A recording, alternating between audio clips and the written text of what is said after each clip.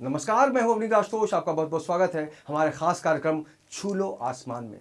इस शो में लगातार हम उन प्रतिभाओं से आपको मिलवाते हैं जिनके अंदर संभावनाओं का आकाश होता है, और यही कारण है कि हम उनकी प्रतिभा को देखकर कहते हैं छू लो आसमान। और आज इसी कड़ी में हमारे साथ एक बहुत ही खूबसूरत मेहमान जुड़ी हैं। उनका नाम और काम तो बहुत अजीबोगरीब है, लेकिन उनके अंदर जो प्रतिभा है उसके अंदर सिर्फ के और सी को हम महसूस कर पाते हैं, क्योंकि उनका केसी का मतलब ही होता है काजल चौधरी, जो लखनऊ घराने से हैं। लखनऊ से आप आई हैं काजल जी, बहुत बहुत आपका स्वागत है। आपके अंदर जो संभावनाओं का जो आकाश है, आपको नहीं लगता कि आपने मुट्ठी बढ़ा दी है आकाश को पकड़ने के लिए? क्योंकि आप जो कुछ करती हैं डायरेक्ट दिल से करती हैं। जी बिल्कुल सही और उसी कहा कड़ी में आपने। हमने देखा कि आपने जी ये डायरेक्ट दिल से कहीं ना कहीं से इनकी भावनाओं को समझने में बहुत आसानी आपको मिलेगी कि अगर आप दिल से कुछ भी करेंगे तो वो सब कुछ डायरेक्ट होगा। बहुत बहुत शुक्रिया। और बहुत इसके बारे में बताइए कि कब से मतलब इस पे काम आपने शुरू किया और कितना वक्त लगा इसको हम तक पहुंचने में? जी बिल्कुल। वैसे डायरेक्ट दिल से इस टाइटल ही सब कुछ बयां कर देता है कि इसमें जो भी बातें लिखी हैं सीधे दिल से लिखी हैं।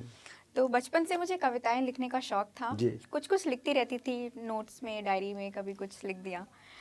तो लास्ट नवंबर में ख्याल आया कि क्यों ना इसे एक बुक का रूप दिया जाए, क्योंकि दिल की जो बातें होती हैं, जो दिल के भाव होते हैं, आपके, मेरे, हम सभी के, वो भाव वही होते हैं, बस उनका रूप बदलता रहता है। जैसे हम खुशी की बात करें जी। तो खुशी को किसी को मिलती है करियर में कुछ सक्सेस के रूप में या पर्सनल लाइफ में। जी। तो खुशी का जो भाव है वो सामान्य ही है। ऐसे दुख की बात करते हैं। सुख तो बांटने में बहुत अच्छा लगता है, लेकिन जब दुख की बात आती है तो उसको बांटने वाला हमदर्द नहीं मिलता। सुख में सुमिरन जी कोई नहीं बिल्कुल। करता है, दुख में सुमिरन सब करे, जी सुख में करे ना कोई। जो जो सुख में सुमिरन करे, दुख काहे का होए। लेकिन जी जब हम दिल की बात करते हैं तो यहाँ पर सारी भाषाएं गौण हो जाती हैं, सारी सीमाएं टूट जाती हैं, और सिर्फ भावनाओं का एक क्या बोलते हैं समावेश होता है। समावेश होता है, और एक रास्ता मिलता चला जाता है। और जो कवि है, जो लेखक है, वो किस शिखर तक पहुंचता है ये तो पाठक तय करता है। इससे हम सबसे पहले चाहेंगे कि डायरेक्ट दिल से जो बात हो रही है, कुछ रचना पेश कर दीजिए हमारे दर्शकों के लिए आप। जी बिल्कुल। इसकी एक रचना पेश करूंगी जो आज के जीवन की ड्युअलिटी को दर्शाती है कि हम सब भाग रहे हैं, दौड़ रहे हैं, अंधाधुंध दौड़ में भाग रहे हैं, लेकिन कहीं ना कहीं हम खुद को दिन में अकेला पाते हैं। कुछ बातें शेयर करने के लिए होती है, हमारे पास कोई होता नहीं है, या फिर हम चाहते हैं हम बहुत जल्दी ना बहुत कुछ हासिल कर लें, लेकिन उसकी तैयारी, उसकी जो बुनियाद है, उस पर हम मेहनत नहीं करते। बिल्कुल।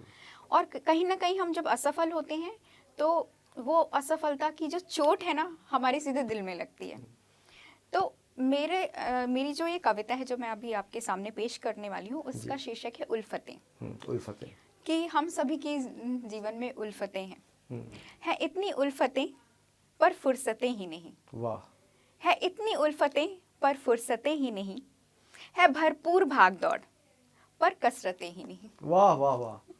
कि हम लोग भाग रहे हैं इधर से उधर, लेकिन किसी के पास अपने लिए समय नहीं है कि 2 मिनट कसरत कर लें या अपनी हेल्थ के लिए जागरूक हो जाए। फिटनेस के लिए टाइम निकालिए। जी। है भरपूर भाग दौड़ पर कसरतें ही नहीं। पाना है बहुत कुछ बहुत जल्द, पाना है बहुत कुछ बहुत जल्द, पर कुछ कर गुजरने की हसरतें ही नहीं। वाह वाह वाह, बहुत गहरी बात कह दी आपने। और एक लड़की जब लखनऊ से मुंबई का सफ़र तय करती है और बहुत सारे सपनों का एक जो थैली होती है उसको लेकर आती है, मॉडलिंग करती है, कविताएं लिखती है, अलग अलग इवेंट करती हैं, तो आपको सबसे ज़्यादा कौन सा किरदार पसंद है अपने अंदर का? देखिए, जब मैं एकांत में होती हूँ तो मैं लिखना पसंद करती हूँ, और मॉडलिंग और एक्टिंग मेरा पैशन है जो मैं दिल से करती हूँ। और एक्टिंग की सबसे बड़ी खूबी है कि आपको हर दिन एक अलग किरदार जीने का मौका मिलता है। कि आप रियल लाइफ में अगर एक इंजीनियर हैं, डॉक्टर हैं, तो वो दायरा सीमित हो जाता है, लेकिन एक्टिंग एक ऐसा पेशा है जो आपको हर प्रोफेशन से रूबरू कराता है। कभी आप लॉयर बन रहे हैं, कभी आप डॉक्टर बन रहे हैं, कभी आप एक स्टूडेंट बन रहे हैं, कभी आप एक माँ बन रहे हो, कभी आप एक बहन बन रहे हो, कभी आप एक बीवी बन रहे हो। तो एक एक दिन का एक किरदार होता है जो सफर वो आपके टेक से शुरू होता है और पैकअप पे जाके खत्म होता एक है। लड़की जब मुंबई का सफ़र तय करती है तो जी क्या परिवेश होता है, घर वालों का क्या रिएक्शन होता है, साथ होता है, विरोध होता है, कैसे ये सफर तय किया? जी बिल्कुल। मैं खुशनसीब समझूंगी क्योंकि मेरे पेरेंट्स का पूरा सपोर्ट था एंड फैमिली का पूरा सपोर्ट था।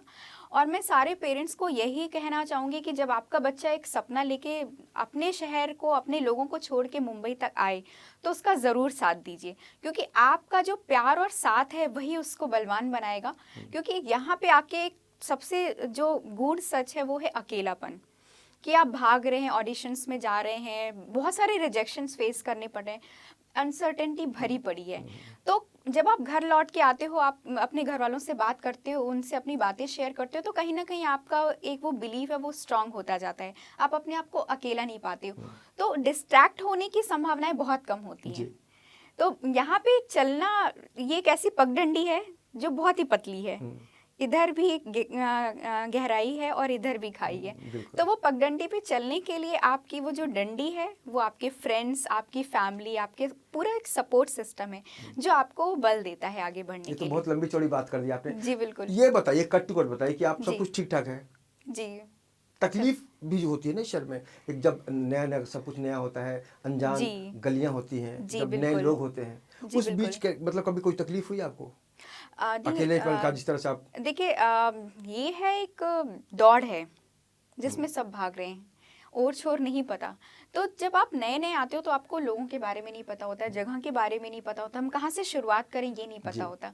तो मैं सबसे यही कहूँगी कि अपने आप एक बेसिक एजुकेशन कंप्लीट करके आइए, एक अच्छा फाउंडेशन रख के आइए, क्योंकि एजुकेशन। बड़ी अच्छी बात कही आपने, वाकई हम बगैर सोचे समझे कभी भी किसी भी मंजिल की तलाश में निकल पड़ते हैं, बाद में पता चलता था कि अरे हम तो ईस्ट की जगह वेस्ट में आ गए। जी। तो वाकई कंफर्म हो लीजिए, बिल्कुल, ताकि आपका जो सर्टिफिकेट है उसके बारे में कोई सवाल भी करे तो आप परेशान ना हो। मुझे मालूम है, आई डोंट नो जी, गाने में बहुत अच्छा लगता है कि हम तो झोला उठा के चले, लेकिन रियलिटी में जब हम रूबरू होते हैं तो एजुकेशन आपको कॉन्फिडेंस देती है, आपको अवेयरनेस देती है, आपको जगत के बारे में पता चलता है।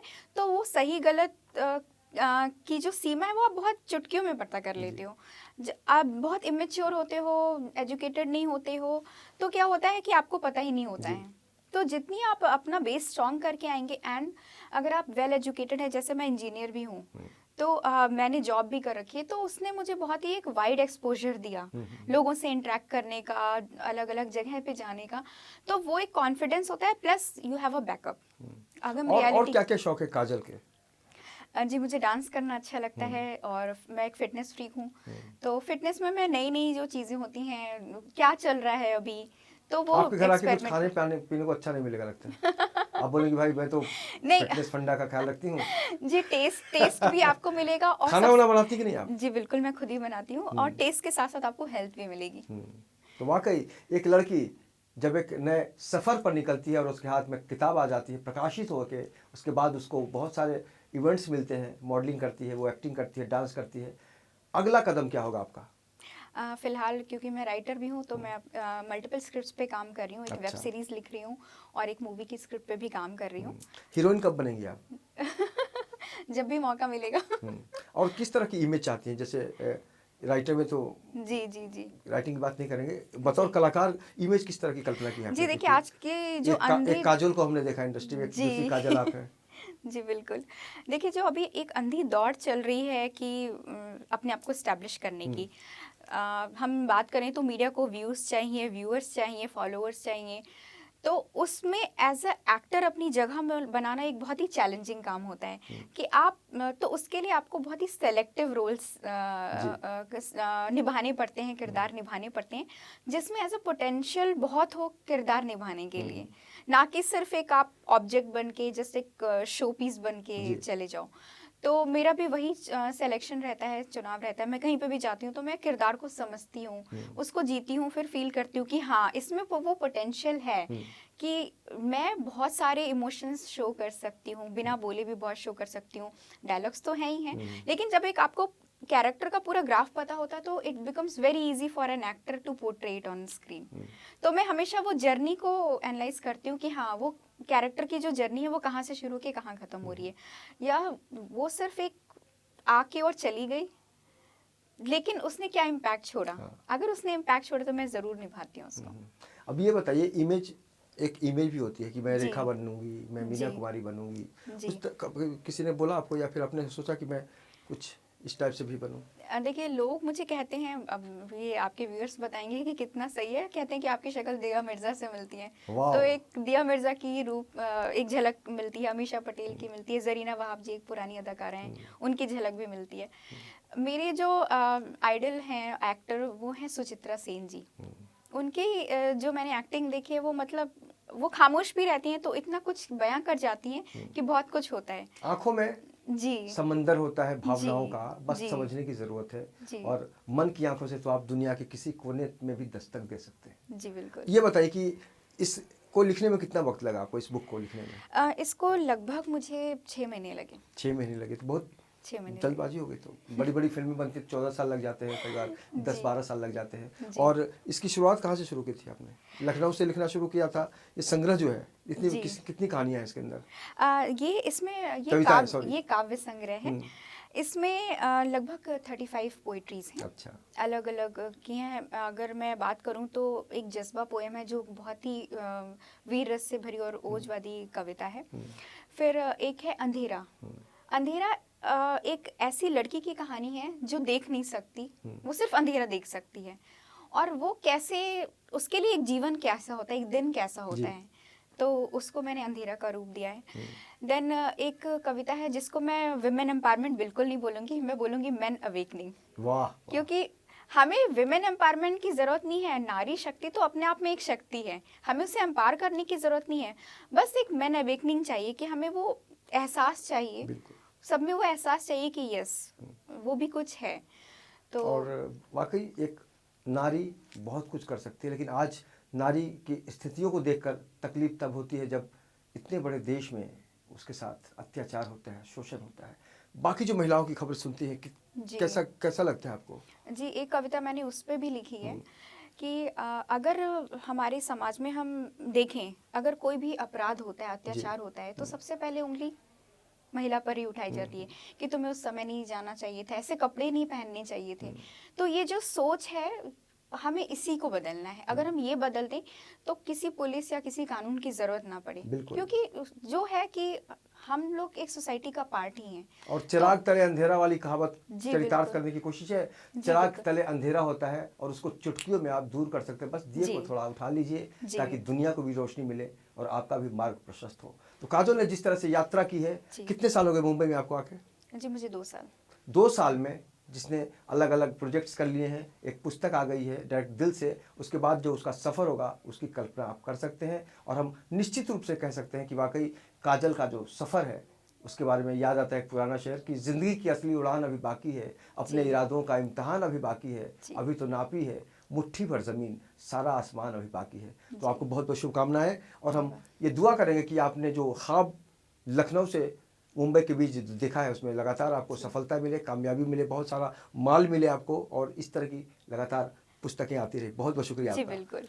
तो वाकई एक नई प्रतिभा के अंदर जो हौसला होता है उसको आज समझने की ज़रूरत होती है। हम बड़े बड़े स्टार को देखते हैं, बड़े बड़े राइटर को पढ़ते हैं, लेकिन उस बीच कहीं ना कहीं से हमें ये भी सोचना चाहिए कि कोई नई प्रतिभा कुम्हला ना जाए, इसलिए उसका प्रोत्साहन करना, उसको प्रोत्साहित करना हमारा फ़र्ज़ बनता है। तो इस खास कार्यक्रम में इतना ही। बाकी की खबरों के लिए आप देखते रहिए इन 24 न्यूज़, और मुझे और काजल चौधरी को दीजिए इजाज़त। नमस्कार।